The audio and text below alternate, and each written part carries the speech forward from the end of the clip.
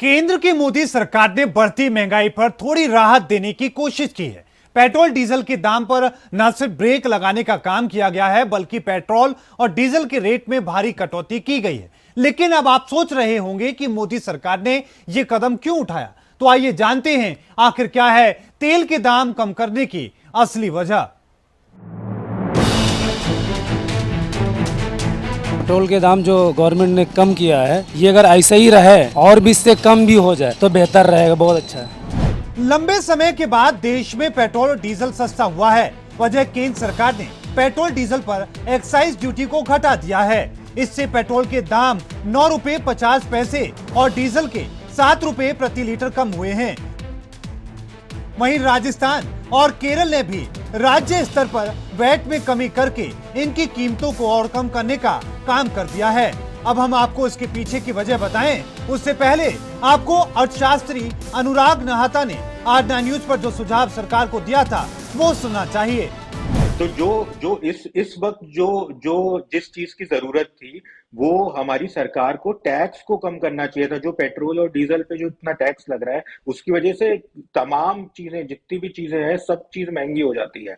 तो अगर सिर्फ पेट्रोल और डीजल पे अगर सेंट्रल एक्साइज कम हो जाता और स्टेट्स अपना वैट कम कर लेते, अगर 5, 6, 7 रुपए कम हो जाता तो बाकी चीजों का भी दाम कम होता और इन्फ्लेशन में कम से कम 1% सीपीआई इन्फ्लेशन रेट और 2% कम से कम जो होलसेल प्राइस इंडेक्स है डब्ल्यूपीआई रेट, उसमें कमी अपने आप आ जाती। लेकिन सरकार ने क्योंकि ये कदम नहीं उठाया तो आरबीआई ने को रेपो रेट, मजबूरी में आरबीआई को रेपो रेट बढ़ाना पड़ा इन्फ्लेशन को कंट्रोल में लाने के लिए।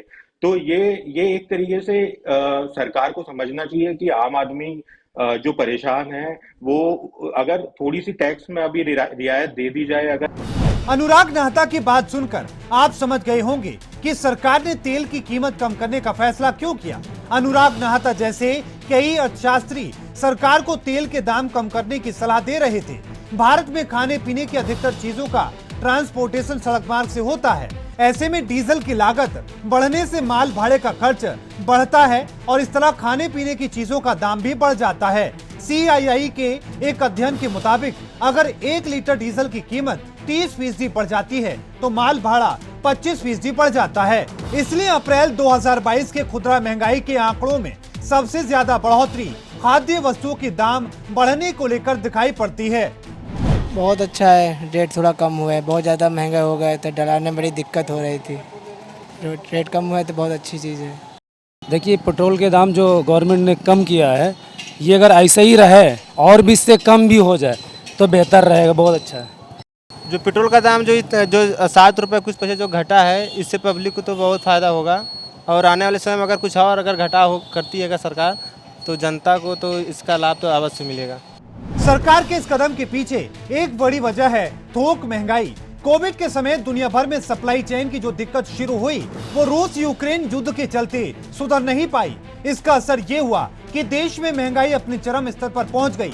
अगर बात थोक महंगाई की करें तो बीते 1 साल से इसमें लगातार बढ़ोतरी देखने को मिल रही है। फरवरी 2022 में इसमें थोड़ी नरमी देखी गई थी, लेकिन रूस यूक्रेन युद्ध के चलते इसमें फिर से बढ़त देखने को मिली है। अप्रैल 2022 में इसने एक नया रिकॉर्ड ही बना लिया। ये बढ़कर 15.08% के स्तर पर पहुंच गई, जो 1998 के बाद थोक महंगाई का सबसे ऊंचा स्तर है।